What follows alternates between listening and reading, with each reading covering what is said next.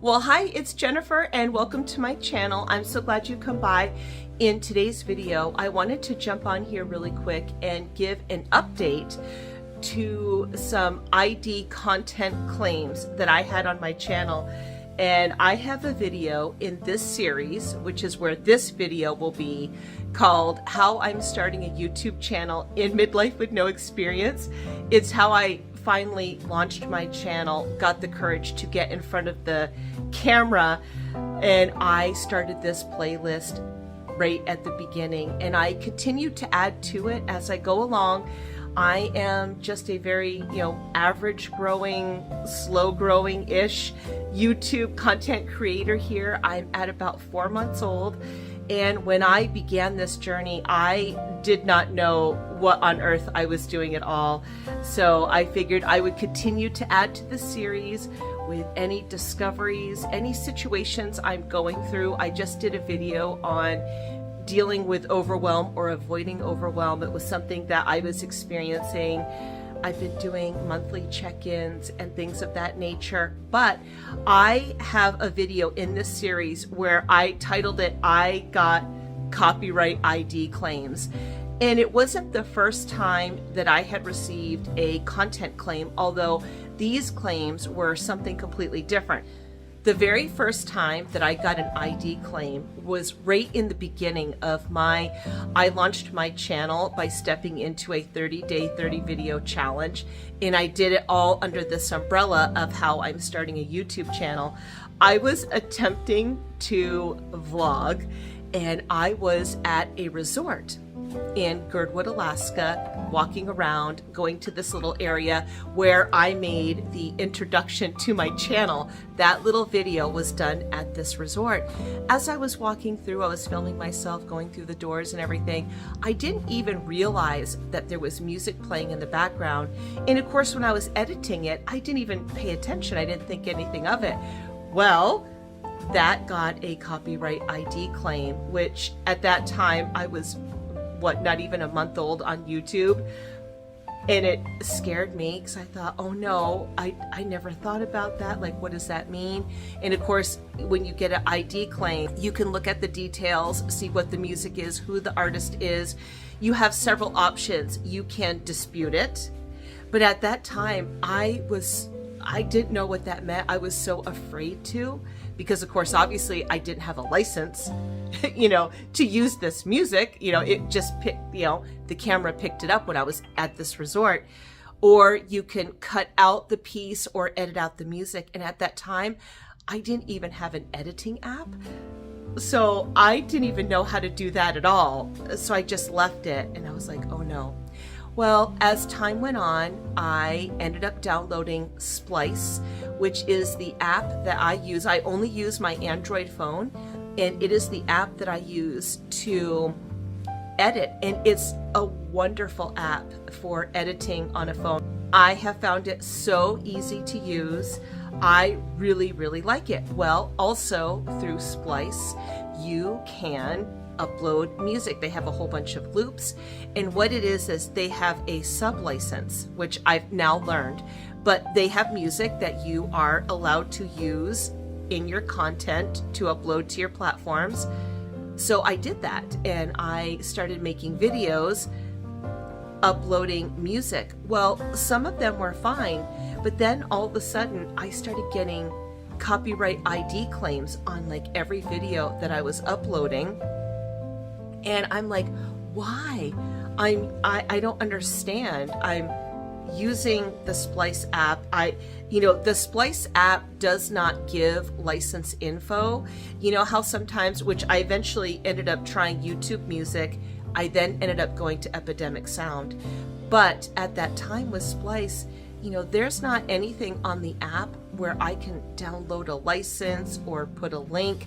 And then I thought, well, maybe I need to say that I'm using Splice and then say the name of the artist. Well, those videos still got copyright ID claims. Now I started getting really nervous because I was so excited to finally be using music. I'm like, my videos could really use some music. I used them throughout my videos, basically. The options were dispute it, cut out the parts or edit, you could edit out the music. Well, so far what I have discovered with YouTube Studio, to do that, if you have too much of the song playing in your video, then their system cannot cut the music out only. The only option is to either A, add music from YouTube Studio over on top of your video and music, which that just sounds absolutely chaotic. Or the only other option was just to cut out everything. Well, that can completely destroy a video. And for me, I had this music playing all throughout these videos. The other option is you just make it private. Well, that also wasn't going to work. So I was, when I made the first copyright video on here, I was really stressing out because I couldn't understand why the content was getting the ID claims on it. And I really wasn't sure what to do. I was also afraid to dispute it, being that I'm not a lawyer and I was so new to all this YouTube content creating adventure. I didn't know what to do. I did reach out to Splice, and it was a little bit difficult to do. I would get just an automated response, but then I did eventually hear back from them, and they said, because who was claiming the copyright was actually, what I've learned now, is the original license holders. What it is Splice has a sub-license under, the actual company that holds the license. Splice has a sub-license under them to use their music. And I was looking it up on Google, and I guess what it is that the content ID, this is according to the article I read, so I don't know how accurate this is just what I read in my research, that the copyright ID system that, checks over these YouTube videos can't determine necessarily sometimes the sub-license. And I read also something interesting where it said, because of course with Splice, you can use those loops and create music and do other things with it, that sometimes artists will use these samples, create their own thing, and then claim that, with their copyright information. And so sometimes the system in YouTube can't determine, okay, well, I have the license, but they've put a copyright ID claim and they're using a loop that I'm using. Splice music, and I was getting those copyright ID claims on every single video I was putting out. And I was also a little desperate. I'm like, well, my music, some of my vlogs, I was learning how to vlog. Some of my sit-down music, I thought it could really benefit from a little bit of music. So I thought, well, maybe I'll try the YouTube Studio. Now, I only operate currently right now, this is going to change in the future, just with my cell phone. So I didn't have the desktop version for YouTube Studio. But then I thought, well, you know what? Oh, why don't I go in and hit like the desktop setting for my phone, which worked. I should have thought about that before. I did learn how to use YouTube Music. I struggled with it though a little bit. Of course, I knew for sure then that at least all the music that I would use with the YouTube library was completely approved.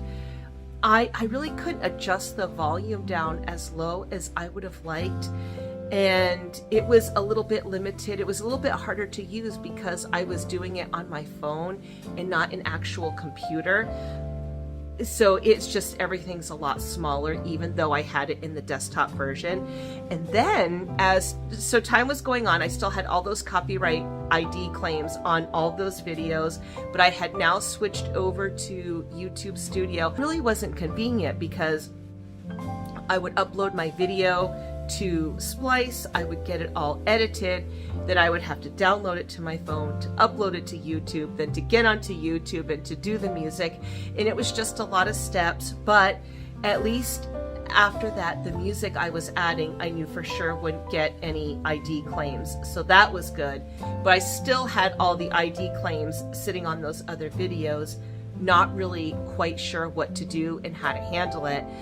But then oddly enough, and it really has turned out to be a blessing, for some reason there was a glitch with YouTube Studio where I could not adjust the mix level like I had been able to before. Like I'd finally learned how to do YouTube Studio. Oh, also another thing I didn't like, and at least I couldn't do it on my phone desktop version, was I couldn't continue a loop. I would only be able to pick the loop once, and then I couldn't, like, say, have the same theme playing throughout the video. I always had to find new ones, and so that was a little cumbersome and just added a lot more time to the editing process. And then there was this weird glitch where YouTube Music, I couldn't adjust the mix volume. And thankfully I went back and listened to some videos because it was just blaring. It completely, was the only thing you could hear on my videos. Well, it sent me searching, and I had heard a lot about Epidemic Sound music. And I'm like, can this one be it? After a while, like, this is getting a little weary, and there's still just so much of these programs I'm learning. It's nerve-wracking to a degree. I'm still trying to do the right thing. That's what I want to do. So I thought, well, why don't I try Epidemic Sound? Everybody seems to talk about it, and people are using great music, so maybe there's something here. I, got onto Epidemic Sound, and I signed up for their free trial. And as I began reading through their information, and from what I understand, and I think there's still more for me to learn here, so I paid for a personal subscription. It's $17.99 a month, but I had a 7-day free trial. And then what I had to do was link my YouTube channel to Epidemic Sound, because I'm able to use one channel on a platform. I use my one YouTube channel here on YouTube. I was able to link that to my account. Now the difference is too, and this is how I ended up disputing those other videos, and so far getting those disputes removed, was Epidemic Sound, they actually carry the license for the loops. They don't sub-license, they own the license. When you sign up and you link your account, and I'm not really sure how it works, say for Facebook or Instagram or any of those other platforms. I've only done YouTube as a personal, because you could do business or personal. So as a personal subscription, I could link one channel. However long that I have my subscription, whatever music I download and use during that subscription period is safe to use on my YouTube channel, and it's also safe for life. So even if I stop my subscription with Epidemic Sound and I go somewhere else, whatever I downloaded and used during my subscription period, I have it for life. Also, you can monetize your channel. And then they have a whole bunch of details as to what you can and cannot do with the loops and things of that nature. And what's worked out really, really good is I can pick favorites. I can go through their incredible catalog of music. I download it to my phone, and then using my Splice app, which I really, really love for editing. I have absolutely loved Splice for editing. I have been able to easily upload those tracks from Epidemic Sound, so that way I can do my one-stop shop editing. I upload all my clips, I can do all the things, I import the music, and what's beautiful with Splice, so if I pick a loop that I want from Epidemic Sound, I can duplicate it, I can do whatever I want. That has been absolutely fantastic and so helpful. I'm really, really happy. I've really been loving that. But what finally gave me the go-ahead and the bravery to dispute, I started just with one video first, was as I was going through all the Epidemic Sound, all their terms of service and their information, they did say that sometimes you can get a copyright ID claim, for whatever strange reason. It does happen. They have, and this was so helpful, they had a little video that shows you what to do if you get an ID claim. They show you how to go dispute it. And it was really simple, so I've had these ID claims, you click on that copyright ID claim, it says what the song is for, then it gives you your options. And Epidemic Sound, with their little helpful video, shows how you go through the disputing process. And then when it says it gives the reason, you say, I have a license through Epidemic Sound. And that was it. So I thought, okay, well, the claims that I had were through Splice. Splice does have the sub license, so that's what I need to say. And I didn't know if I had to show copies of my monthly subscription with Splice. What I ended up doing was I picked one video. I went to the steps to get to the dispute, and then I put that I have a paid subscription through Splice. They have a sub license, and then I also copied the email that I got from Splice that says we have authority and the license to use all of this music. We have a sub license, and I did that. I sent off that first dispute, and I was so nervous. I had to wait 30 days. When I sent the dispute, I immediately got an email from YouTube saying your dispute has been submitted. You have 30 days. 30 days that the company, the people who have the claim have 30 days to review it, and then you go from there. I was like, oh no. I hope I've given all the information. I don't really know what I'm doing. For that very first video, I got a response from YouTube, and they said that the company did not review it. It's lifted. Boom. Well, also, while I was waiting during these 30 days, I got a little bit braver, and I went ahead, and I think I had 4 or 5 videos that had these copyright ID claims on them. So I thought, okay, let me just do this. I'm just going to do it. I don't think anything terrible will happen. Let me just do it. I did. And I just got all those released. Now, I do have a video that will be coming out. I'm getting ready to have a facial surgery. In fact, this video probably will be playing after my surgery sometime in February. I have recorded I attended this Tony Robbins Unleash the Power event, and I did a whole series of videos that I wanted to have playing during my surgery recovery. I recorded that back in November. I did this whole kind of ASMR food prep video, which I love doing those. I used Splice sub-license music. It indeed will get the copyright claim, but now I will just dispute it, and I'll say that I use the Splice app, I have permission, they have a sub-license. Here's the screenshot from Splice, and I would imagine that one will also be lifted. But going forward, I'm just continuing to use Epidemic Sound. So far, anything I've used has been perfectly fine, but I'm still able to use Splice and do all the editing. I can import the music, use it on my videos, easy breezy. It's been really, really wonderful.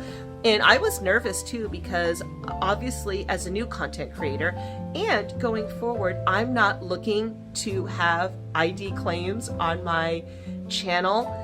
I do want to go back to that older video. I don't know if I can change it much right now, but now that I know a little bit more, the video that I did within my first 30 videos where I had the music was playing in the background, I have to go back and see if YouTube Studio can just remove the music. I don't know if they can, because it was in the background. It wasn't like I overlaid the music on my video. It was playing.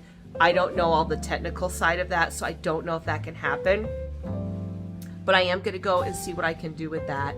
My goal, of course, is to have no copyright ID claims, because what can happen is if you do have those, then it can prevent where your videos are played. Maybe not in certain countries. Also, the license holder can monetize your video and take all the money from it. Or say you have a monetize. Now, I'm just a baby, tiny little channel. I'm not even monetized. But say if you were, they could also take a portion of your earnings. And I mean, I'm sure for most of us creators, I think I probably would speak for like 99.9% of us, that, you know, for myself, like, I'm not interested in illegally using other people's work, or, you know, not using anything without the proper license and the approval to do so. That's the way that I want to conduct myself. That's important to me. And I also want to be free and clear, you know, if my little videos go out wherever they go out, I don't want them to be restricted, and you know, I want to do things the right way. That is my copyright ID claim update, and I do feel significantly more relieved. When I first got those, I was really stressing out over it because it was like one video after the other after the other.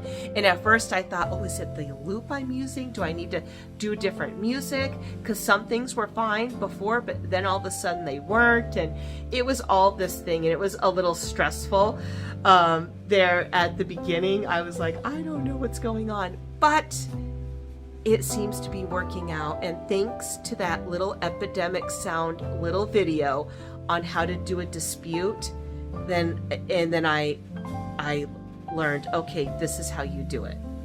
Potentially this is a very common thing, and that's why none of it was ever reviewed. I do have one video that's still in review now, so that one will be a little bit later. I can, you know, keep you updated with that. I also do need to go back and try to see if I can change that little portion in my very first video. But that is the update. I hope you found this video helpful, and I hope that you have a wonderful morning or afternoon or evening, and good luck with your YouTube creating journey.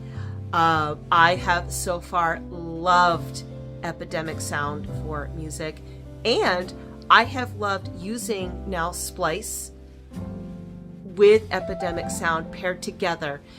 It's been working beautifully, and I'm very happy with it. So I hope that helps you, and until the next video, bye-bye.